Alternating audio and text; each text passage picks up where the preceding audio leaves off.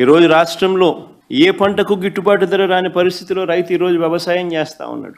వరి కొనుగోళ్లకు సంబంధించి రైతు 300 రూపాయల తక్కువ రేటుకు ధాన్యం అమ్ముకోవాల్సిన పరిస్థితి దళారులకు. చంద్రబాబు నాయుడు గారి పుణ్యాన ప్రతి పంట కూడా ఏ పంటకు కనీస మద్దతు ధర రావడంలా రైతులు అష్ట కష్టాలు పడతా ఉన్నారు. ఈ మధ్య కాలంలోనే పల్నాడు జిల్లాలో 2 ఆత్మహత్యలు పొగాకు రైతులకు సంబంధించి పల్నాడు కొండేపిలో జరిగితే 2 రోజుల కిందట పల్నాడులో కూడా చిలుకలూరుపేటలో 2, వినుకొండలో 1, మరో 3 ఆత్మహత్యలు చేసుకున్న పరిస్థితులు. ప్రకాశం జిల్లాలో మన కళ్ళ ఎదుటే 2 ఆత్మహత్యలు జరిగితే మరో 3 ఆత్మహత్యలు కళ్ళ ఎదుటే కనిపిస్తా ఉన్నాయి. అయినా కూడా ఈ ప్రభుత్వం పట్టించుకునే పరిస్థితి లేదు.